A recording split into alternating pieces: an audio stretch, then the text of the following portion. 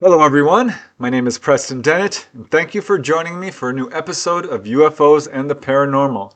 Today I'm going to be talking about one of my favorite aspects of ufology, which is of course humanoid encounters. I've covered probably over 2,000 separate incidents involving humanoids. This happens far more often than most people realize, and we're still only scraping the surface here. So yeah, humanoids is the subject of today's show, which I call I'm Not Crazy and I'm Not Lying. 8 really weird humanoid encounters. These cases are definitely weird. I love finding cases that are a bit more obscure, lesser known, ones you probably haven't heard before, and ones which have elements of high strangeness or are unique in some way, which adds to our knowledge of the extraterrestrial presence on our planet, why they are here, what they're doing, and so forth. So the cases I've got for you today involve a wide variety of humanoids, greys, human-looking ETs, some that are very hard to categorize, robotic ETs, and more. And of course cases from all over the world, including Brazil, China, England, France, Switzerland, California, Louisiana, and New Mexico. Also over quite a long period of time. So let's just get to it. And the first case I want to talk about today is probably one of my favorites. It's always hard to pick a favorite, but this one is really intriguing to me. I call this one, I'm Not Crazy and I'm Not Lying. This one occurred on August 27, 1968 in Guiacara, Brazil, and I'll have more to say about it after I present the case to you. This case has been very thoroughly researched, and in Brazil, it's apparently quite well known. I've never heard of it, but when I did, I knew I had to cover it. It's appeared in several magazines, including the Brazilian magazines SBEDV Journal and OVNI Pesquisa, and in the Flying Saucer Review. Most of the coverage of the case is in the Portuguese language. It's an extraordinarily unusual case. The witness is Maria Jose Cintra, an employee at the Clemente Ferreira Sanatorium. This is a psychiatric hospital located in Guiacara. This is near Linz in Brazil. Maria had multiple duties, including a receptionist, janitor, and was just a general service person in this hospital. At the time of her encounter, she did have her own room located above the front entrance to this hospital, and it was 5 a.m. on August 27, 1968, that Maria was asleep in her bedroom when she was suddenly awakened by a strange sound, which she said was somewhat like a bird flapping its wings, kind of combined with a whistling or whooshing sound. So she went to her second-story window, which was opened, and she looked down at the entrance and saw a woman standing there. She described her as a, quote, foreign-looking woman. The woman had pale skin and was wearing a scarf-like wrap around her head, and she wore a high-necked, shiny, bluish, silvery cloak, like a dress, a wide metallic-looking belt, and a cape. Now Maria assumed this was a new patient, so she shouted out that she was coming. As Maria says, I called out to the woman, inquiring if she were a patient desiring admission, but there was no reply. I dressed hurriedly and went outside. So reaching the entrance, Maria now saw that this strange visitor was holding a cup or a mug in one hand and an intricately and beautifully engraved glass-looking bottle about the size of 1 liter in her other hand. In fact, the bottle was so beautiful that it took her a second to look back up at this visitor to the hospital. She said that this woman was very much human-looking, very beautiful, with large green eyes. So again, she asked if the woman was a patient. The lady proceeded to speak in a foreign language, which Maria could not understand. The woman handed her the bottle and the mug. Now Maria assumed that the lady must want water, and she took these containers, and as she did notice that the lady was looking with curiosity at the cars parked by the front entrance. So Maria explained that the cars belonged to the doctor on duty and the hospital administrator. And then Maria walked into the hospital walked up to the drinking fountain, which was located only a few steps from the doorway. The strange woman followed her in. Maria filled up this beautifully engraved glass bottle first and then handed it to the woman. The woman proceeded to drink from it, and Maria told her that the water in their hospital was good, and she started to fill up the mug. At this point, the lady placed her hand on Maria's shoulder and again spoke in this strange, foreign-sounding language. She said one word, something like Rempawa or Mbawa, repeating it several times in a feminine-sounding voice. Maria had the impression that the woman was thanking her or blessing her in some way. So Maria handed the lady the mug filled with water, and then joined the lady as she exited the hospital.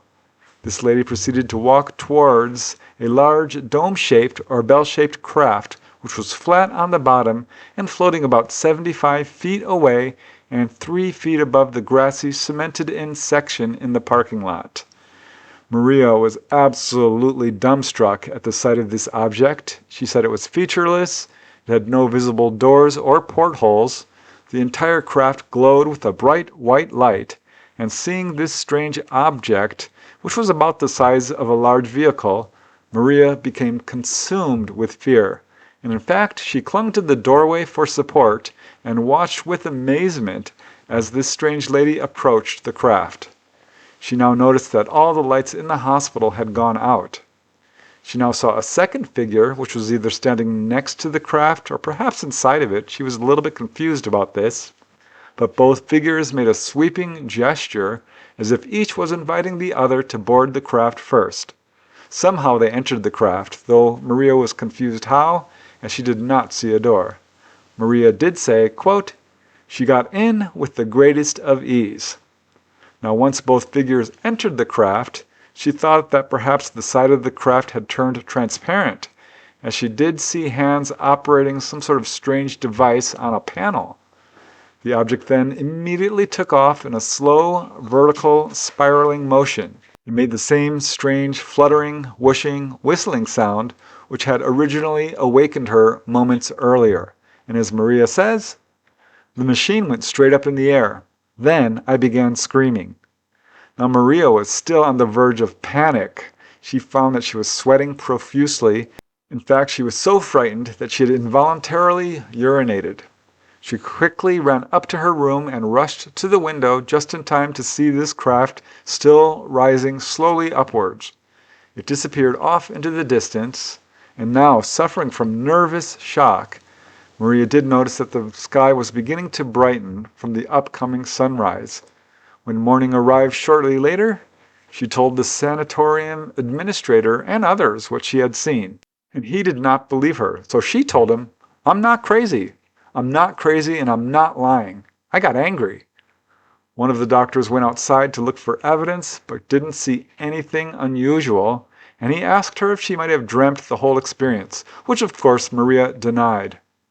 Word of her encounter quickly spread, and she was soon besieged by reporters who treated her very badly. They were very skeptical and unkind and insinuated that she was crazy. She told them, "I'm not mad. I'm a good Catholic, thank God. I say my prayers regularly.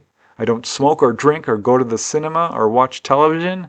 I lead a quiet life." Now, as Maria's story was publicized, turns out numerous other witnesses came forward saying that they had seen a UFO that same morning in this area. Two of the witnesses were Aurelio Gallo and his wife Italia, who said that they saw a craft flying at a very low altitude between 6 and 7 a.m. that same morning. The craft they saw was kind of hat-shaped with 4 bright lights or portholes on the dome and a bright light coming from underneath. Italia Gallo saw it first and shouted out, "Look, what a lovely thing."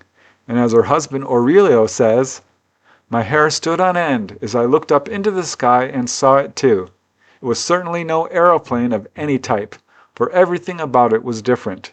Even the sound it made was different. It was circular in shape, surrounded by a bright reflected light like the hubcap of a car wheel. In the center was an opaque circle marked like a checkerboard, and clearly visible on each side was a spur or antenna running out from the center. The object was flying with a rocking motion, making a slight sound, something like a cracked rum rum. Most impressive was another patient at the hospital who said that he saw this craft actually sitting on the ground about 260 feet from the fence of the sanatorium, and it remained there, he said, for 15 minutes. This was apparently just before Maria's encounter. And there it was discovered was a depression on the ground about 6 inches deep and some 6 feet wide. Now soon, UFO researchers contacted Maria, and Maria, having been treated so badly by the press, agreed very reluctantly to be interviewed. But she did agree to be interviewed, and she says that following her encounter, she was very badly shocked and felt sick all the next day, lost her appetite, but had no other ill effects. She did say that following the encounter, she always slept with her window closed. In the days that followed, it turned out that the grass where this craft had hovered withered and died, and you can see the landing traces. The Brazilian Air Force heard about the incident and were very interested. They arrived to take soil samples from the burned area. Also, they apparently did find strange pointed footprints with no heel on the well-polished floors where this strange woman had entered the hospital. No one knows exactly why this craft landed in this area other than to get water, but there was some speculation that the UFO was attracted to the area because of large deposits of magnesium, which this area is known for. Such an interesting case to me for so many reasons. Technically, it is a single witness case, but no, really, it's a multiple witness case, given that there was another patient in the hospital who saw a UFO, apparently the same one, landed, sitting there for about 15 minutes. Also, of course, other witnesses who saw UFO activity in that area at that time. It's very interesting also because these involve human-looking ETs. That's always intriguing to me because it shows that we ourselves have a much closer relationship to these extraterrestrials, if some look pretty much exactly like us. But most interesting to me is the fact that they landed in front of this hospital, apparently to get a glass of water. That may sound strange, but this has been reported over and over again.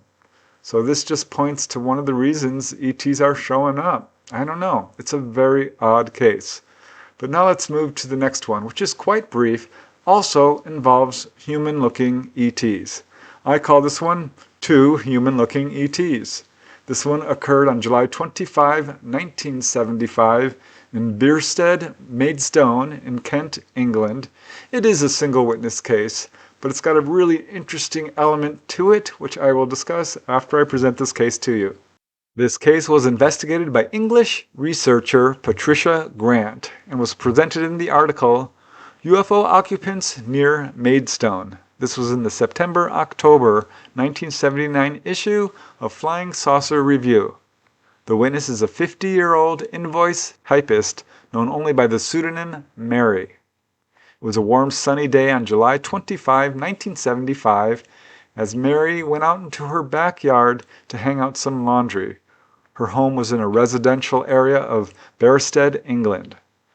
Glancing up at the clear blue sky, she was puzzled by the sight of a strange object very high up in the sky, and she became transfixed with curiosity as this object proceeded to descend and very quickly was hovering over a clump of trees in the neighbor's yard just a short distance away. Says Mary, "I thought it was an airplane coming along, and I kept listening. There was no sound at all, and gradually it just came nearer and nearer. I waved, thinking it might be a helicopter, but I didn't see the tops of the helicopter in sight." So she estimates it was about 25 feet up, and it appeared to be quite large. She said it was shaped somewhat like a top, silver, metallic, and it had two very visible portholes on the top section. And through these two portholes, she could see two figures inside the object. These figures were visible only from the shoulders up.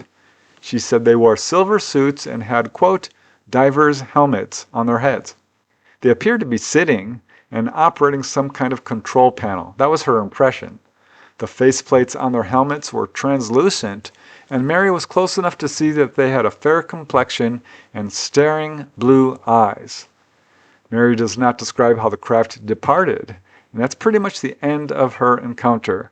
She does say that 4 years later she was in her bedroom when the room filled with light coming from outside. At the same time, the lamp in her bedroom went out. Instantly, the light coming from outside disappeared, and as nothing else happened, Mary just forgot about it. Very hard to say if these two incidents are related, but Mary thought it was important to bring up this second incident. There seems to be a whole category of cases where people step out into their backyard to smoke a cigarette, water the lawn, look at the stars, hang up their clothes, and a UFO drops down out of the sky, gets real low, and basically they see humanoids through the portholes of a craft. So this to me is super interesting because what is the agenda here? It almost looks like these are ETs who are basically on a sort of tourist vacation. Of course, that's pure speculation, but it's certainly a fascinating incident, and it's possible, I suppose, that this was a reverse engineered craft with humans piloting it. Impossible to say for sure, but a really fascinating case involving what appears to be human-looking ETs. All right, now let's move to the next case. This is one of my favorite as well because it's very unusual. I call this one Psychic Children Make Contact with UFO Occupants. This one occurred on August 11, 1981 in Yunnan, China. And what's interesting to me about this case is a number of things. It's a multiple witness case. It was pretty well investigated, but it's essentially a CE5 that resulted in a humanoid encounter. This next case comes from the China UFO Research Organization, now Association, CURA, and it was published in the 1984 issue of their publication, The UFO Research, and was later translated into English for the APRO Bulletin, volume number 33, issue number 1. It was just after 7 p.m. on August 11 when 3 children who had become nationally famous in China for their ESP abilities were undergoing tests by a teacher at the Wensan Teachers Institute in Yunnan, China. 20 other students and teachers from the institute and the local Wensan County Middle School and students from the Quen Ming Teachers College were also present to watch the tests.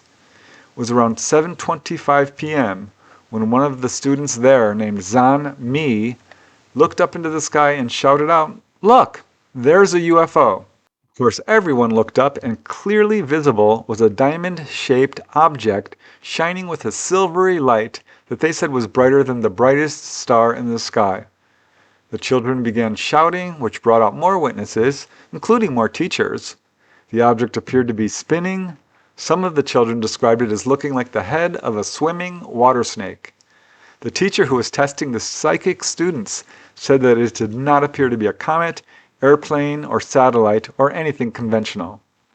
As the object began to move off into the distance, some of the kids shouted out, "It's going! It's going!" And this gave the teacher an idea to conduct an experiment. He quickly asked the 3 children who were known for their psychic ability to use their ESP talent to call out to the object and say, "This is Wen-san. Come here, UFO. Come here, UFO." So the children agreed, and after about 1 or 2 minutes of calling out to them mentally, the UFO suddenly made a sharp turn and began to approach, moving much closer than it was when they first saw it. All the children now began to shout out excitedly, "It's coming down! It's coming down! It's turning a somersault!" Suddenly, the 3 psychic children cried out that their ears were hot. They complained of numbness and pain in their ears, and this was the same sensation they reported when they used their psychic ability, and this caused them to stop calling out to the UFO. Now, one of the children was 11-year-old Xiao Heng, reportedly the most psychically talented of the 3 children, and she said that the UFO was, quote, as big as a house. She said it looked like, quote, 2 saucers put together with one opposite the other. She said the craft had windows, and through the windows she could see people inside it. And in fact, during an interview with researchers while she was explaining these details, she threw herself into her mother's arms and cried out, "It frightened me! It frightened me!"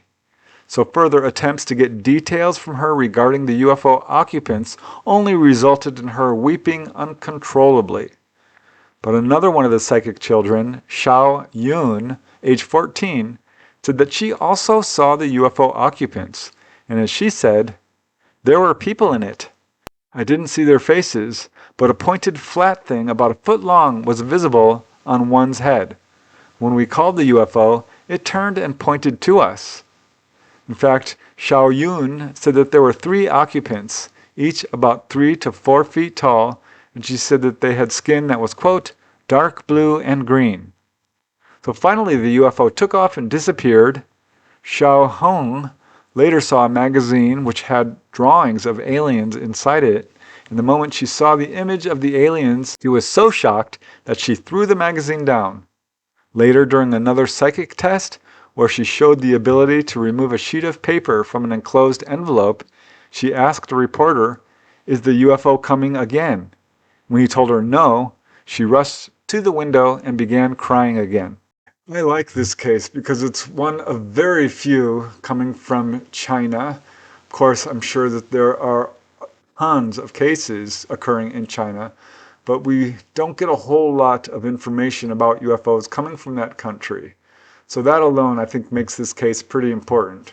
But it's so interesting to me because here we have a case where children who are allegedly psychic are reaching out mentally to a UFO and do establish contact with the apparent humanoids, causing this sighting to become a much closer encounter.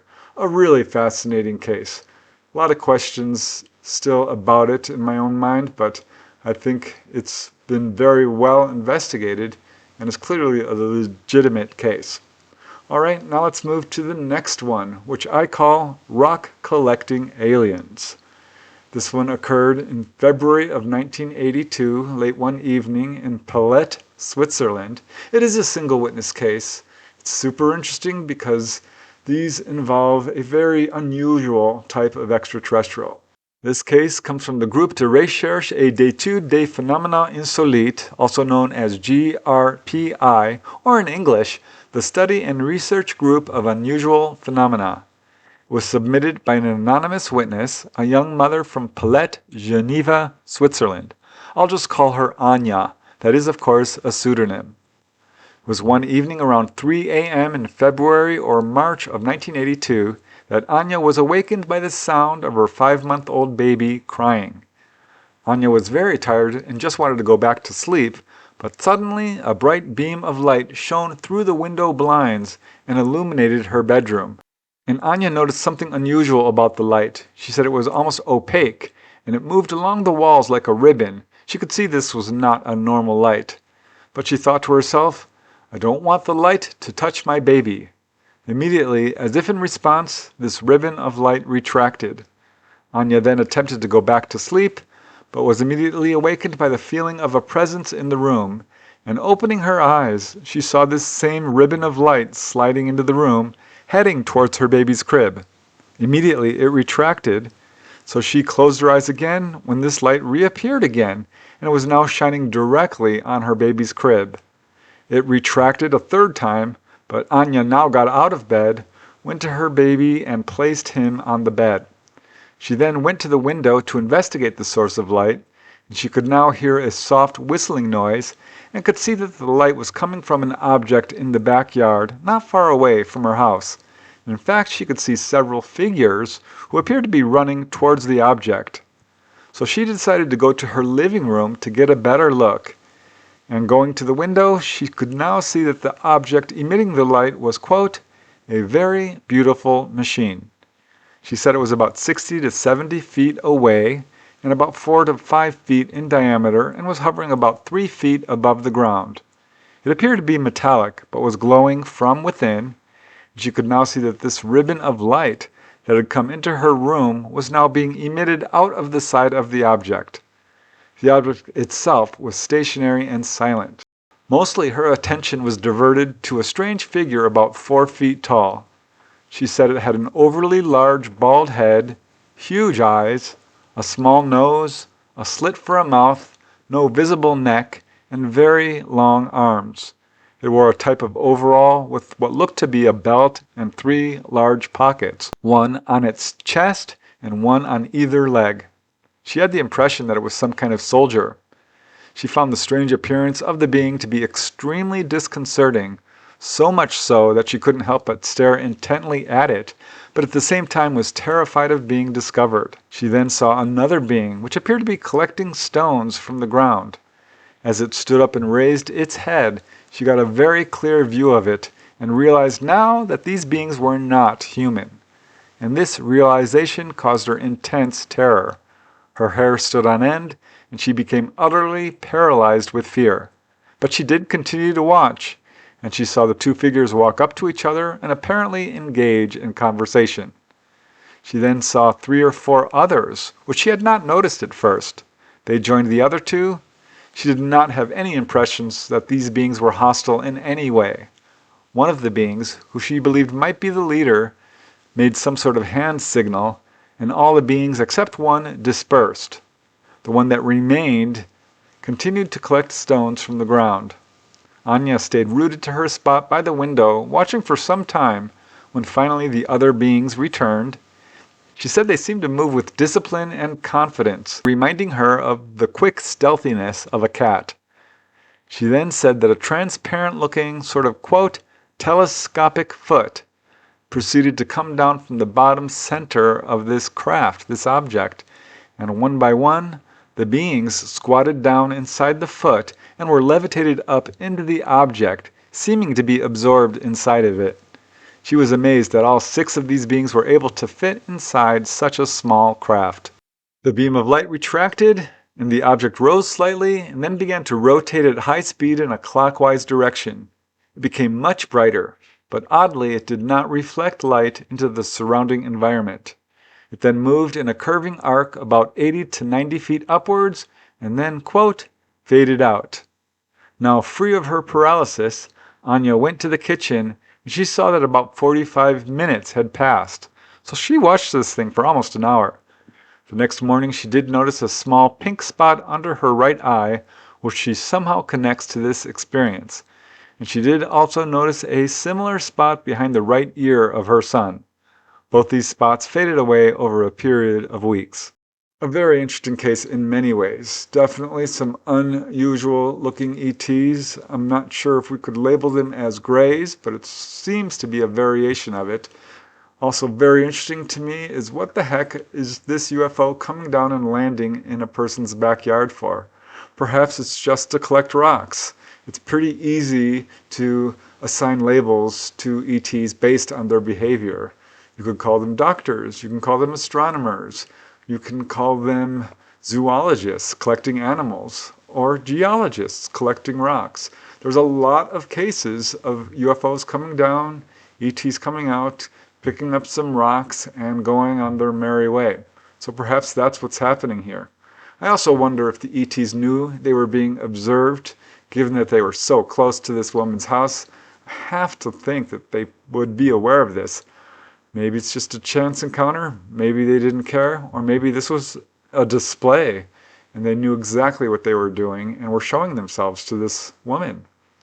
Always more questions. All right, let's move to the next case, which I really wanted to cover because it's quite unusual. I call this one Just Too Bizarre. This one occurred one evening in July of 1988 in Suresnes, Ile-de-France, in France, and it's a multiple witness case.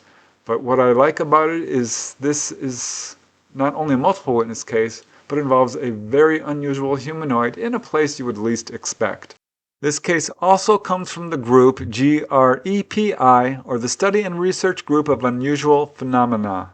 It was submitted by the witness known only as Dominique, who provided a very extensive and detailed first-hand testimony. It occurred one hot summer evening near midnight, around July or August of 1988, possibly 1989. Dominique and his friends were outside his home located at 50 Rue des Carrières, which is raised about 30 feet above and overlooks another street called Boulevard Henri Sellier. The encounter began when they heard a strange noise and saw a strange humanoid approaching. and I'll just let Dominique describe what happened next. As Dominique says, I immediately stopped my friends mid-conversation to tell them to look, and more importantly, listen to this noise. Stunned, we all quickly burst out laughing and started asking ourselves all sorts of questions, finding no answers. As we got closer, the sound grew louder, and we began to see it more clearly. At the closest point, it was about 10 to 15 meters away, and was easily 2 meters tall and entirely dark navy blue. It wore rather bulky shoes and gloves that were darker than the rest of the outfit and strangely fused to the uniform, or rather, the bodysuit.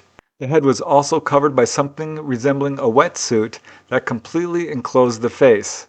It was smooth and black, according to a friend who had crouched low to the ground to get a better look a bit later on during our pursuit. Its breathing was a constant repetitive sound, same intensity, same duration, and very loud. It was perfectly steady, with no irregularities, repeating roughly every 4 or 5 seconds. The rhythm was a bit too slow for its rather brisk walking pace. The sound of the breathing, exactly like constricting the back of the throat while exhaling, but without the rasping sound of clearing one's throat, was also somewhat like breathing through a snorkel, though the sound itself didn't have that hollow, tubular quality. The breathing sounded mechanical, certainly not human. That deep, powerful exhalation couldn't have come from a mouth, and I don't think there was a loudspeaker involved. The boulevard was quiet, so we heard it very clearly, and it was the only sound around. Its gait? It walked with a brisk, hurried step and stood very upright.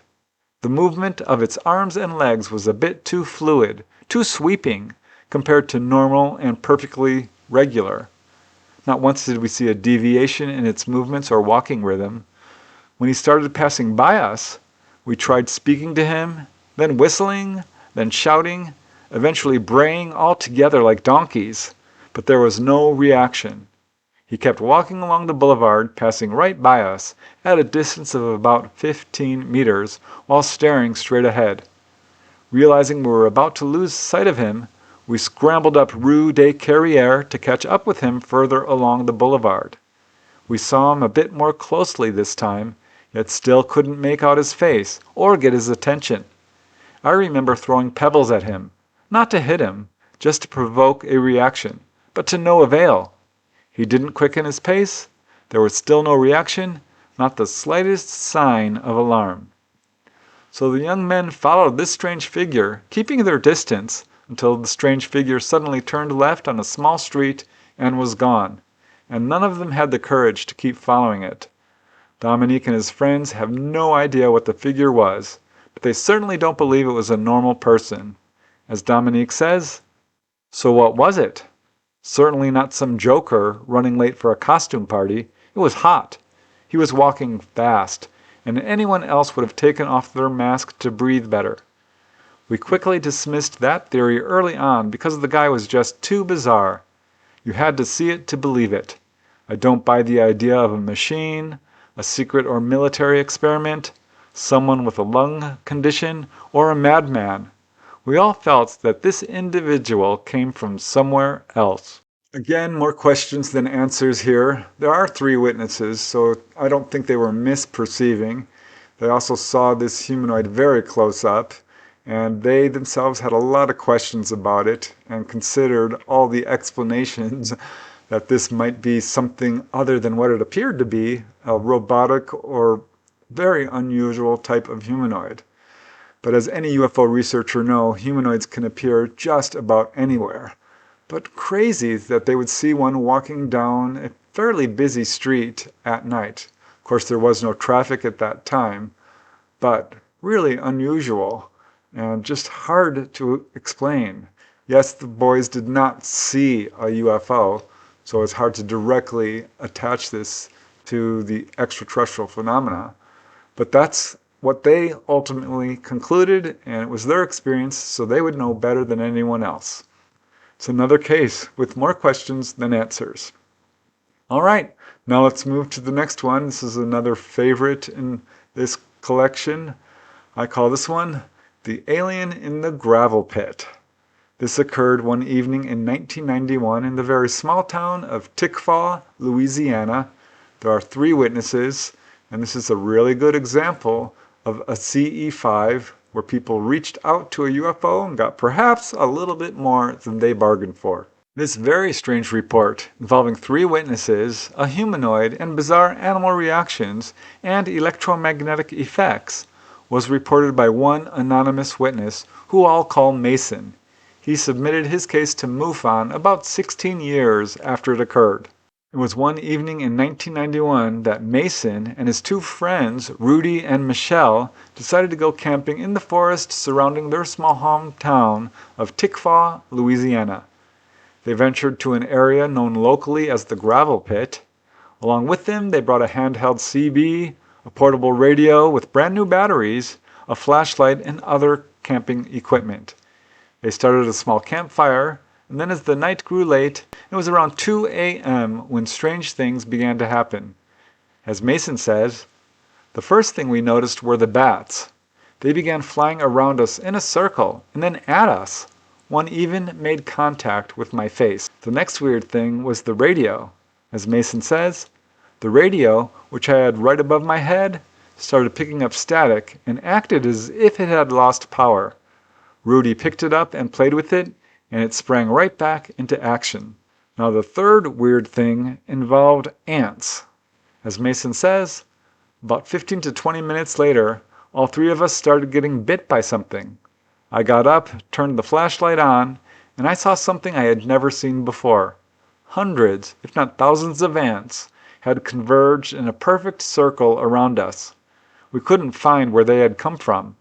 We moved our gear a few yards away, and the ants stayed marching in this circle for some time. So now, lying some yards away from this weird ant circle, and this is when the UFO arrived. As Mason said, as I was looking into the sky, I saw a star-like object. I first thought it was a plane. I then realized it was acting too bizarre to be a plane. It was more like jumping than flying. It started jumping into a triangle pattern. Now, thinking his eyes must be playing tricks on him, Mason remained quiet until his friend Rudy asked the other 2 if they could see what was happening. Only then did both Mason and Michelle admit to watching this star-like object. And for the next 15 minutes, all 3 of them watched this object making sort of shapes in the sky. What they described as a square and a circle. And before long, the first object was joined by 2 other objects. And as Mason says, at first they seemed to be almost playing with each other. All 3 joined in various geometric-like shapes. They did this for a few minutes, then the 2 smaller ones broke off and engaged in what I can only describe as a dogfight. So after this, the 2 objects played tag for a few minutes and then shot away at high speed and were gone in the blink of an eye. The original object remained overhead, and this is when Mason decided to use his CB to communicate with it. As Mason says, I jokingly picked up the CB and started talking to the light, giving it silly greetings, insulting it, telling it to come on down and sit next to the fire with us. Then it came to life. It shot right over our heads, close, right above the tree line, and past us, out of sight. I was startled so bad that I had to drop the CB and prepared to run. In the process, I broke the antenna off it. We all 3 jumped up by the fire and started to debate whether we should leave or not. Now Mason didn't want to admit to Rudy that he had actually broken the antenna on the CB, so to hide his actions, he secretly tossed the antenna into the woods a short distance away, and without warning, the UFO returned. As Mason says, the object returned, slowly hovering just above the tree line, maybe 100-150 yards away. It was so close that we could see a distinct core, which was a brilliant white light and sheathed in a radiant aura of white light. We sat motionless and just watched it. At this point, the object sent on a beam of light into the nearby woods as if looking for something. It finally moved off, at which point all 3 campers were shaken up enough that they unanimously agreed to pack up their gear and leave. This was when Rudy noticed that the CB antenna was missing. Mason immediately confessed to having broken it and tossed it into the woods. Now, despite his reluctance to leave the safety of the fire and his two companions, and knowing it couldn't be far away, Mason did agree to recover the antenna. So he crept around until he found it lying a short distance away on the other side of a bush, and as he bent down to retrieve it, he saw something he couldn't believe. Again, I'll just let Mason describe what happened. As he says, "When I reached for it, I heard a slight crackling in the leaves on the other side of the bushes.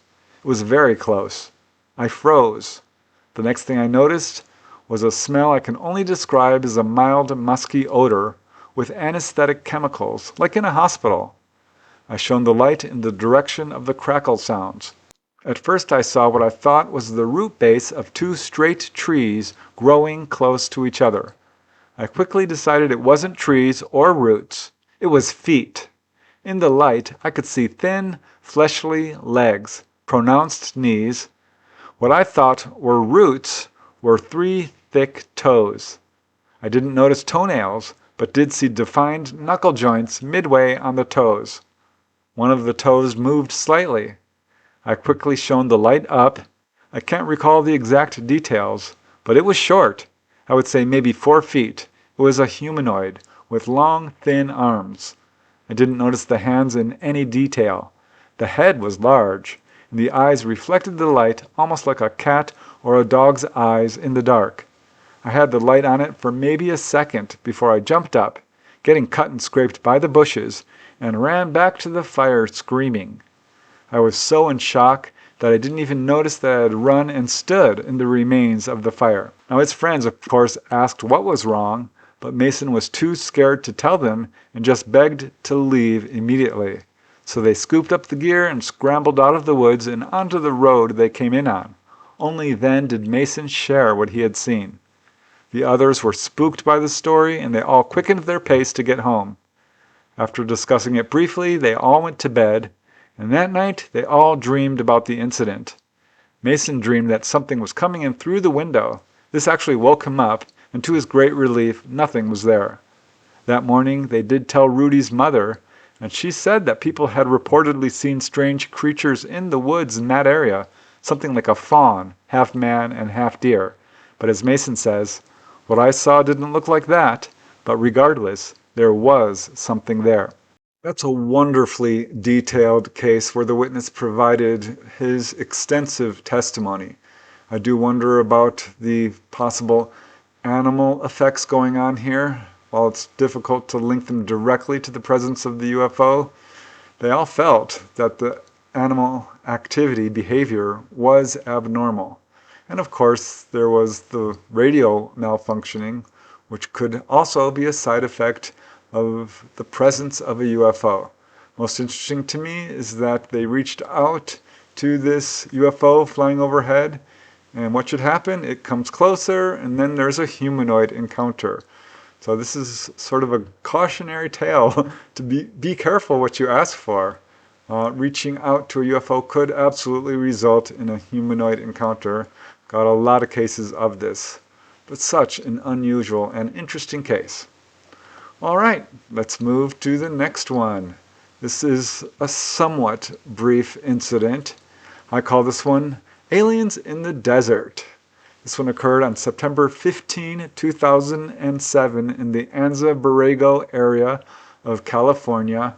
Apparently this is quite an active area in terms of UFO activity, and I think you'll find this incident particularly fascinating. This next case comes from researcher-author Albert Rosales, best known for his multi-volume series, Humanoid Encounters, The Others Amongst Us. He interviewed the witness firsthand. The witness is anonymous and is known only by his first name, Jeremy. On September 15, 2007, Jeremy and his girlfriend planned to go on an overnight backpacking trip in the wilderness area near Mount Laguna in Southern California. However, a nearby forest fire in Julian closed off Route 78, so they decided to take a detour and instead ended up in the Anza Borrego State Park. So they now decided to go to Culp Valley Campground, which was located at just under 3,500 feet in altitude in the high deserts of Anza Borrego State Park. It's a very isolated area, very rugged. Arriving at 5 p.m., they decided to hike out for about 1 mile out and set up their tent about 20 feet north of a trail. It was around 3 a.m., and unable to sleep, Jeremy lay awake looking at the night stars through the opening of his tent. The moon had set, so the sky was thick with stars. Jeremy's girlfriend was asleep, and suddenly he heard a man's voice, what sounded like a man's voice, and looking in that direction, he saw a strange green light being waved back and forth about 150 feet east of their tent along the trail that they had come in on. He immediately assumed it must be a park ranger, as it looked to him like whoever was holding the green light was using it to guide somebody on the trail.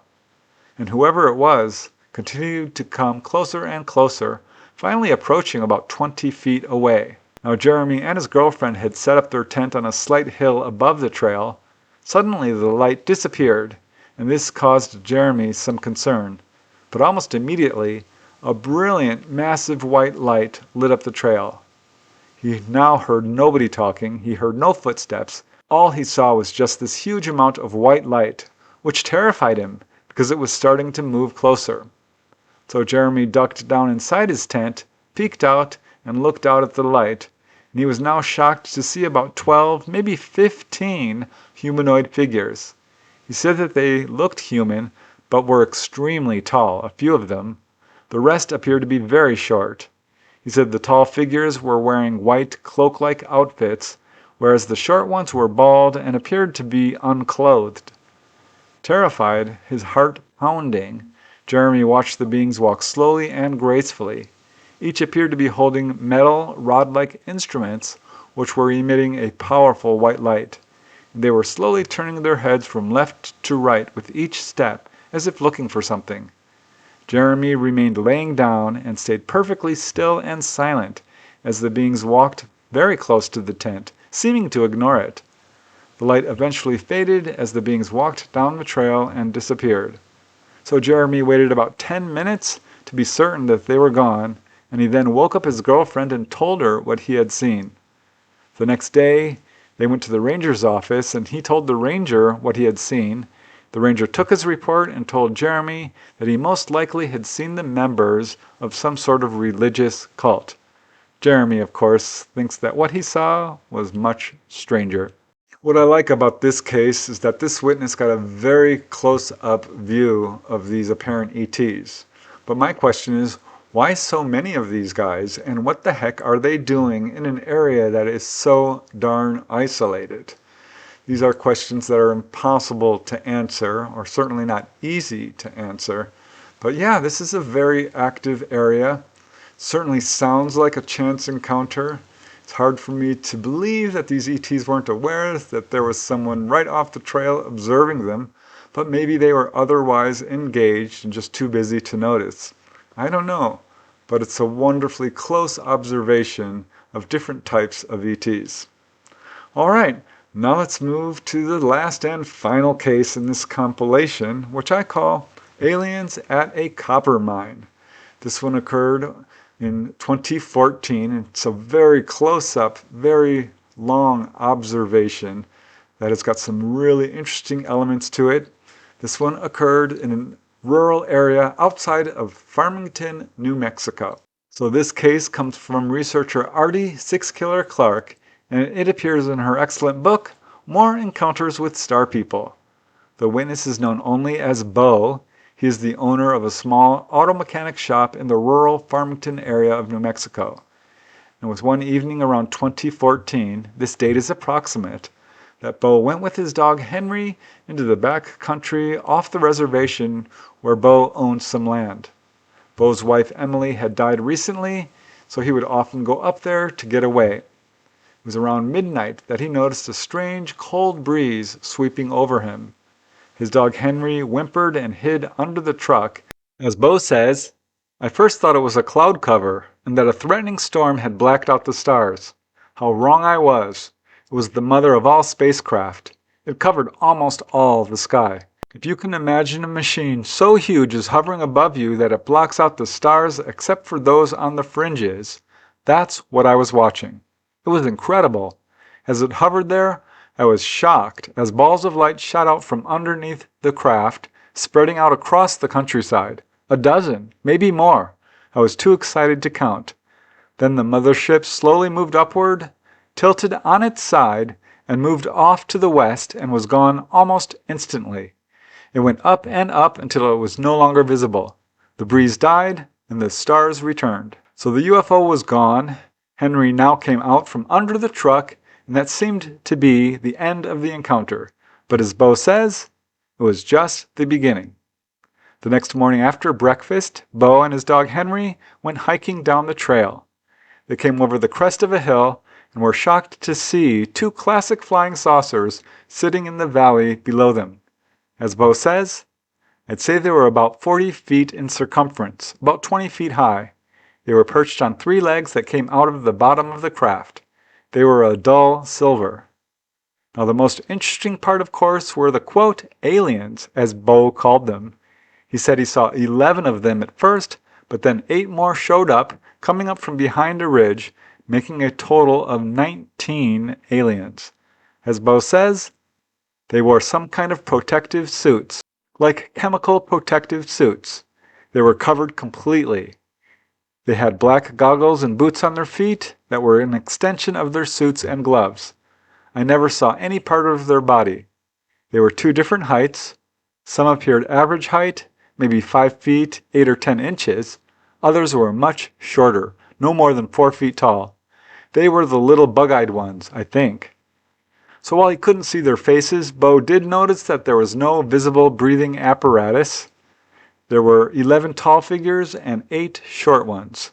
And they were right next to what Bo believed was an old copper mine. He believes that they were drilling as he saw, quote, some kind of machine that came out of the side of the craft and drilled several holes at different depths. He said the tall ones brought up the samples, while the short guys sorted through the samples, appearing to choose certain pieces and discarding the rest. Bo had plans to attend a Native Veterans ceremony at Four Corners that day, but of course he changed his mind and stayed there and watched the aliens apparently working this mine all day long. That night, the mothership showed up and the aliens left. The next morning, he climbed down to the site to search for evidence, but found nothing. He did not go into the mine itself. Now writes Artie Six Killer Clark, who investigated this case, I have come to call Bo one of my dearest friends. On my next trip to the Southwest, I plan to set aside a couple of days to spend with him. He intends to take me to the abandoned mine where it all began. He told me he has another story to tell me, but he doesn't trust phones. He suspects he is being monitored. Such an amazing case. Yes, it is a single witness, unless you want to count the dog as a witness, which kinda you should, because this is a case that involves what we would call animal reactions. The dog did react to the presence of the UFO. But how fascinating is this? The witness is so obviously sincere and had this incredible sighting where he saw these apparently smaller craft being released. But then the next day, coming over the hill and seeing these landed UFOs working on an abandoned mine. That is fascinating to me. I did a whole episode about UFOs over mines, where they not only hover over mines, but land, humanoids are seen, and in some cases the mines are physically affected. So this just goes to show another agenda of the ETs, where they show an interest in the elements on our planet. So, there you go. 8 cases, each adding another piece of the puzzle to this vast and endless jigsaw puzzle that we call the UFO phenomenon. I don't think the general public has any idea just how many humanoid cases there are. People will say things like, no photo or it didn't happen, or where's the evidence? But let's face it, there's hundreds of thousands of humanoid cases coming from all over the world, occurring decade after decade, many involving multiple witnesses, many involving all kinds of evidence like landing traces and physiological effects, animal reactions, electromagnetic disturbances, and so forth. So clearly something very profound is happening here, and it would be a huge wasted opportunity not to take these accounts seriously, because there is so much we can learn from them. So there you go, 8 really unusual humanoid encounters. Hope you enjoyed this episode. I really thank you for listening. I truly appreciate it. And once again, keep asking those hard questions. Keep searching for the truth. Most important of all, keep having fun. And I hope to see you next time for another episode of UFOs and the Paranormal. I will see you later. Bye.